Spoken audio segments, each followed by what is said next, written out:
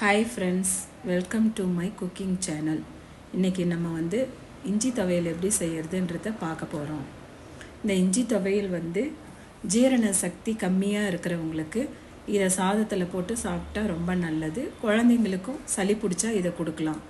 இப்போ வாங்க இஞ்சி துவையல் எப்படி செய்யறதுன்னு நம்ம பார்க்கலாம். ஸ்டவ்ல ஒரு pan வச்சு 2 ஸ்பூன் ஆயில் ஊத்தி அதுல 1 ஸ்பூன் கடலைப்பருப்பு 1 ஸ்பூன் உளுத்தம் பருப்பு போட்டு நல்லா ஃப்ரை பண்ணிக்கங்க. இந்த 2 பருப்பும் நல்லா பொன்னிறமா ஆனதுக்கு அப்புறமா 1 ஸ்பூன் கொத்தமல்லி விதை அதாவது தனியா அதையும் போட்டு நல்லா வதக்கிட்டு ஒரு 1/4 ஸ்பூன் வெந்தயம் போட்டு அதையும் சேர்த்து வதக்கிட்டு 1/4 ஸ்பூன் பெருங்காயத்தூள் போட்டு அதையும் நல்லா வதக்கிக்கங்க. இப்போ நம்ம காரத்துக்கு காஞ்ச மிளகாய் சேர்க்க போறோம். நான் இப்போ 8 இல்ல 9 காஞ்ச மிளகாய் போட்டுருக்கேன். நீங்க உங்க காரத்துக்கு தகுந்த மாதிரி மிளகாய் போட்டுக்கலாம்.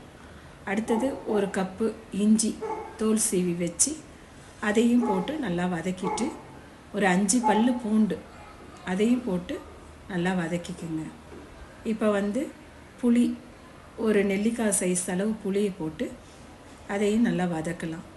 இப்போ இஞ்சி பூண்டு அந்த புளி இதனுடைய வாசனை எல்லாம் பச்சை வாசனை எல்லாம் போற அளவுக்கு நல்லா வதக்கிட்டு இப்போ நல்லா வதங்கினதுக்கு அப்புறமா ஒரு பெரிய பிளேட்ல நம்ம வதக்கி வெச்சதை கொட்டி ஆற வச்சுக்கலாம்.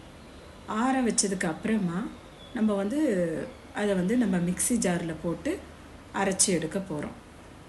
இப்போ மிக்ஸி ஜார்ல வதக்கி வெச்சதை போட்டு தேவையான அளவு உப்பு அதையும் போட்டு நம்ம மிக்ஸி ஜார்ல பல்ஸ்ல வச்சு 2 சுத்து சுத்தி எடுக்க போறோம்.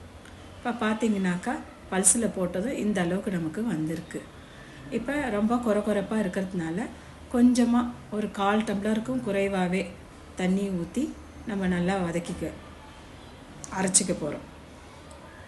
இப்போ மறுபடியும் இன்னும் கொஞ்சம் தண்ணி ஊத்தி கொரகொரப்பா வர அளவுக்கு நம்ம அரைச்சு எடுத்துக்கிறோம்.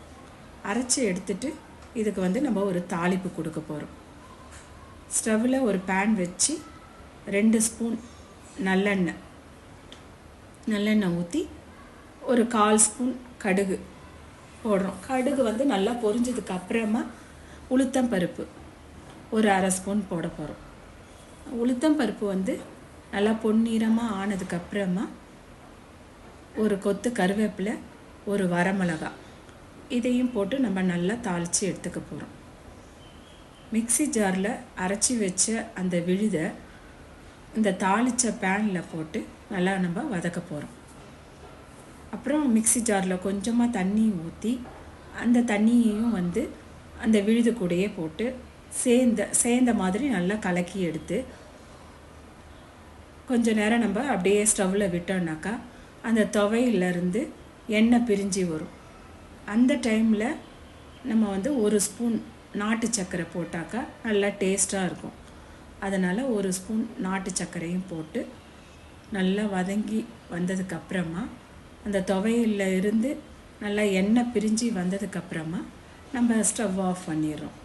ஸ்டவ் ஆஃப் பண்ணிட்டு நல்லா ஒரு சூடான சாதத்துல 1 ஸ்பூன் நெய் விட்டு நம்ம இந்த துவையில போட்டு நல்லா பிசைஞ்சு சாப்பிட்டாக்கா இது கோல்டுக்கும் ரொம்ப நல்லது, ஜீரண சக்திக்கும் நல்லது.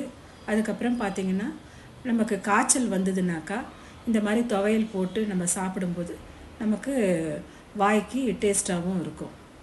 இந்த வீடியோ உங்களுக்கு பிடிச்சிருக்கும்னு நினைக்கிறேன். இந்த வீடியோ பிடிச்சிருந்தா லைக் பண்ணுங்க, ஷேர் பண்ணுங்க, சப்ஸ்கிரைப் பண்ணுங்க. Thanks for watching my channel. Thank you.